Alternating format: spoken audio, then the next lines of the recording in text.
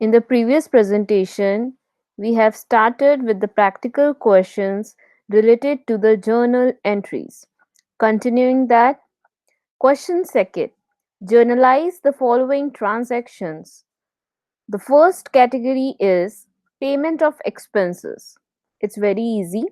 हमने एक्सपेंस के बारे में प्रीवियस प्रेजेंटेशन में भी डिस्कस किया था कि एक्सपेंस जो है वो नॉमिनल अकाउंट के अंतर्गत आता है और रूल क्या होता है, debit all expenses and losses and credit all incomes and gain.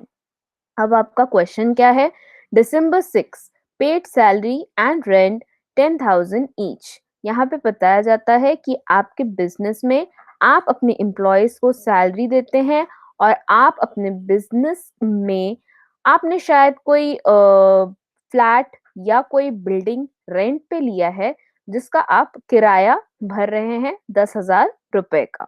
तो ये आपके बिजनेस के क्या होते हैं, एक्सपेंस होते हैं। अब ट्रांजैक्शन क्या होगा, सैलरी और रेंट क्योंकि एक्सपेंस नेचर के हैं तो इन्हें हमें डेबिट करना होगा। सैलरी और रेंट पे करने के लिए आप क्या दे रहे हैं, कैश दे रहे हैं। कैश कौन से नेचर का होगा, रियल अकाउंट के अंतर्गत आएगा और आपको उसे क्रेडिट में लिखना होगा। Let's see the entry. आप पहले डेट मेंशन करते हो 6 दिसंबर 2019। Salary account debit 10,000, rent account debit 10,000, to cash account 20,000. Mention the narration being salary and rent paid. ठीक, अब ये जो ट्रांजेक्शन था वह अगर हम चाहते तो उन्हें अलग अलग भी लिख सकते थे। मतलब आप मेंशन कर सकते थे salary account debit 10,000 to cash account 10,000, फिर आप डेट मेंशन करते 6 दिसंबर, rent account debit 10,000 to cash account 10,000 और नरेशन लिखते बीइंग रेंट पेड। पर क्योंकि ये सेम डेट पे और सेम नेचर के ट्रांजेक्शन्स थे तो हम उन्हें एक ही साथ लिख सकते हैं। ठीक है, moving to the next transaction, Cash withdrawn for personal use. December 7 withdrawn for personal use 1,000 rupees. अब जब भी हम कोई कैश या गुड्स विदड्रॉ करते हैं अपने पर्सनल यूज के लिए तो उसे हम क्या कहते हैं, ड्राइंग कहते हैं। ठीक है, अब ड्राइंग किस नेचर का हुआ, पर्सनल नेचर का हुआ। ठीक है, तो हमारा रूल क्या होता है, डेबिट द रिसीवर। ठीक है, और यहाँ पे क्या विद्रॉ किया जा रहा है, December 7 में कहा गया है withdrawn for personal use 1,000 rupees cash. ठीक है, तो कैश विद्रॉ किया गया है तो आपके पास क्या आया, आपके पास कैश आया जो कि ड्रॉइंग नेचर का था। तो ट्रांजेक्शन क्या होगा, December 7, 2019 drawing account debit 1,000 rupees to cash account 1,000। अब आपके दिमाग में आ रहा होगा कि हमने अभी कहा कि कैश आया, आपको यहाँ बिजनेस पॉइंट ऑफ व्यू से सोचना है। ठीक है, आपने विद्रॉ किया है, आपके बिजनेस से तो कैश जा रहा है ना। ठीक है, आपके हैंड में आ रहा है कैश, वो आपका निजी कोई काम था जिसके वजह से आपने कैश अपने ही बिजनेस से विद्रॉ किया, तो बिजनेस से तो वो कैश क्या हुआ, क्रेडिट व्हाट गोज आउट। ठीक है, अब आप नरेशन क्या लिखेंगे, being the cash withdrawn for personal use. अब next transaction, goods withdrawn for personal use December 8 withdrawn goods for personal use 2,000 rupees। तो ये सिमिलर ट्रांजेक्शन है, यहाँ पे कैश के जगह पे क्या आ जाएगा, गुड्स। और गुड्स के लिए आप क्या कौन सा अकाउंट मेंशन करते हो, परचेज अकाउंट मेंशन करते हो। ठीक है, तो ट्रांजेक्शन क्या हो जाएगा, December 8 2019 drawing account debit to purchase account. ठीक है, 2,000 रुपीज और आपका narration being goods withdrawn for personal use. ठीक, नेक्स्ट ट्रांजेक्शन है cash withdrawn for office use December 9 withdrawn from bank for office use 3,000 rupees. यहाँ पे बताया जा रहा है, यहाँ पे क्वेश्चन बहुत अच्छे से पढ़ना, यहाँ पे ऑफिस यूज लिखा है। आपने कैश विदड्रॉ तो किया लेकिन वो कैश आपने अपने ही ऑफिस के यूज के लिए विदड्रॉ किया है।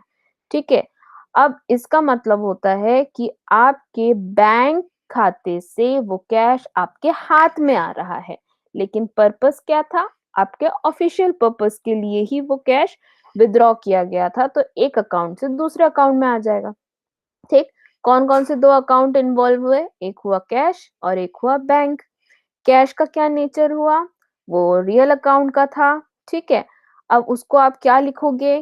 Cash account debit 3000 rupees. क्यों? क्योंकि कैश आपके पास आया, तो debit what comes in. And यहाँ पे बैंक को आपने क्रेडिट क्यों लिखा है? क्योंकि जो बैंक है वो गिवर है। ठीक है, बैंक ही तो आपको कैश दे रहा है ना, तो हमारा एक रूल था क्रेडिट द गिवर। ठीक है, और बैंक को हमने पर्सनल अकाउंट के नेचर में लिखा था। ठीक। तो आपका क्या ट्रांजेक्शन हो गया? December 9, cash account debit 3000 rupees to bank account 3000 rupees being cash withdrawn for office use from bank. ठीक। सेकेंड क्वेश्चन का लास्ट ट्रांजेक्शन है bank charges charged by bank December 10, bank charges for is services 100 rupees. आपने बहुत time पे अपने mobile पे देखा होगा, एसएमएस आता है कि for SMS charges bank has debited 100 rupees from your bank account. ठीक है, तो बैंक जो सर्विसेज आपको प्रोवाइड करता है उसके लिए एक नॉमिनल अकाउंट चार्ज करता है। ठीक। तो उसके लिए क्या ट्रांजेक्शन आप पास करोगे? Bank charges account debit to bank account 100 rupees. ठीक। ट्रांजेक्शन का नरेशन क्या होगा? Being the bank charge for its source. ठीक। Moving to the third question, journalise the following transaction December 11 paid cartage ₹300। I hope आपको ये questions अब easily अब समझ में आने लगे होंगे और आप सॉल्व कर सकते हैं। यहाँ पे बताया जाता है कि कार्टेज के लिए आपने पेमेंट किया 300 रुपए, तो आपका ट्रांजेक्शन क्या हो जाए? कौन कौन से अकाउंट्स इन्वॉल्व है? सबसे पहले तो दिमाग में यही आना चाहिए कि कौन से अकाउंट्स इन्वॉल्व है। तो कैश है और कार्टेज है। ठीक। कैश आपके पास से जा रहा है कि आ रहा है? आपके पास से जा रहा है क्योंकि आप पेमेंट कर रहे हो, मतलब कैश क्रेडिट में आ जाएगा। और डेबिट में क्या आएगा? एक्सपेंस। आपके लिए एक्सपेंस कार्टेज है, तो cartage account debit to cash account 300 rupees being cash paid for cartage. Next transaction देखते हैं December 12 पेड परचेज फर्नीचर ₹2000। अब यहाँ पे फर्नीचर लिखा है, गुड्स नहीं लिखा। गुड्स जब लिखा होता है मतलब वो आपके बिजनेस जो है वो उसी से रन हो रहा है। ठीक है, इसलिए हम परचेज अकाउंट लिखते हैं। पर यहाँ पे आपको फर्नीचर लिखा हुआ है 2000 रुपए का, तो आप यहाँ पे क्या लिखोगे? Furniture account debit 2000 rupees to cash account 2000 rupees being cash paid for furniture. ठीक। अब नेक्स्ट ट्रांजेक्शन है कि December 13 purchase computer through cheque 50,000 rupees. यहाँ आपको बस क्या ध्यान देना है कि थ्रू कैश दिया है या थ्रू चेक।